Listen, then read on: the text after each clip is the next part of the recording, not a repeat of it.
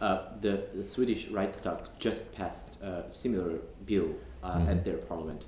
Actually, the vote difference was exactly the same, 131 to 130. Back in 2008, Swedish parliament was discussing the same issue with the same parliament, actually, and they had a 235 votes against the resolution. Do you see any political statement behind this? I'm not an expert in Swedish politics. I know the Turkish government, much to its own discredit, is fighting these resolutions everywhere around the world. They can't threaten Sweden with the possible death of its troops because Sweden doesn't have any significant number, I believe no troops in Iraq. So what Turkey has done with various other countries is threaten a trade boycott. That reached an all-time high about 10 years ago in France. France passed a law recognizing the genocide. Turkey threatened to cut off all trade. In fact, French exports to Turkey are now 4 times what they were. So not only, I mean, it's really 3 things. First, Turkey should not be trying to deny its own history. We want a modern Turkey. Where would the United States be a trustworthy nation if we were going around the world saying slavery didn't happen? All of the Native American peoples gave their land voluntarily. This would be a discredit to the United States.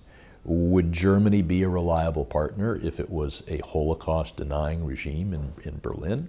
Of course not. So first, the Turkish government efforts are harmful to Turkey's ability to be a credible partner. Second, they're just morally wrong. You don't deny a Holocaust. Friends don't ask friends to deny Holocausts. You ask for a trade concession. You ask for this or that, but Holocaust denial is not something that a friendly country asks another friendly country to do. And then finally, not only is threats harmful to Turkey and morally wrong, they turn out to be phony. 4 times as many French goods are being sold in Turkey today as were being sold when the French Parliament had the courage to stand up and pass a resolution. So I'm a little worried that my own country is having such difficulty doing what the French had the courage to do. And one last question.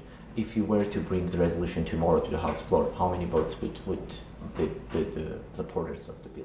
The answer is, I don't know. And when I and Adam Schiff and others know that the answer is positive, that's when that resolution will move. And I don't want Ankara to be putting out a press release saying Sherman says less than half of the members of the House of Representatives believe in the Armenian genocide. If you saw the debate, you saw that all those people who voted against the resolution believe there was Armenian genocide. They just don't believe that America should be a nation of truth and courage. The argument was the timing. Well, the argument's always the timing. I've been here 14 years. They've never had a good time. And the same people who are saying it's the bad time now, every day for the last 14 years was a bad day. But I don't want Ankara to say that our failure to pass the resolution proves that there's a majority on their side. The fact is, we don't know. Ankara doesn't want to find out. It's not like they're asking for us to have a resolution. And even if there are a lot of members of Congress who won't vote for the resolution, they all know there was a genocide. That isn't the issue. 1915 is not the issue. The issue is, in 2010, is America a country of truth and courage? And the answer to that is, I don't know. By 23 to 22, it appears that we are still a country of truth and courage. But it shouldn't be that kind of narrow majority. And finally, let's remember why we try to pass these resolutions. whether it be in Stockholm or in Washington. What's the reason? Why? We're trying to educate the world. And with the help of the Turkish embassy, we're doing a better job. What if we had passed this resolution 20 years ago or 10 years ago and it just went through? Obviously, people in Yerevan, people in Glendale, people in Ankara would have taken notice. But these are not the only people we're trying to educate. We're trying to educate the world. The people who are fighting this resolution, they already have their view of history. We're trying to educate people from Durban, South Africa to New Delhi, India.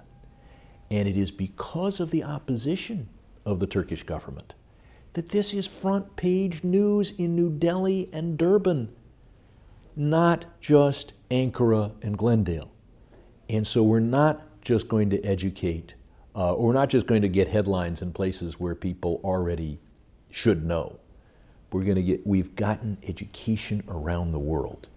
And so we're accomplishing the purpose of the resolution before we pass it, while we're trying to pass it. In other words, you're saying the Turkish government is actually helping the international recognition of the Armenian genocide. Without the opposition of the Turkish government in 2007 and in 2010, people in New Delhi, people in Durban, people in Buenos Aires would not know about the first genocide of the 20th century. But because of their strenuous efforts, because of this spectacle of the world's only superpower cowering into unwillingness to recognize truth, that image of 2010 cowering, 2007 cowering, makes this interesting, is the hook that brings in the reader.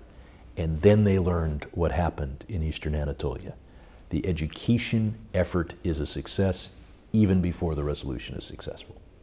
Thank you very much, Congressman. Thank you. Thank you for your time.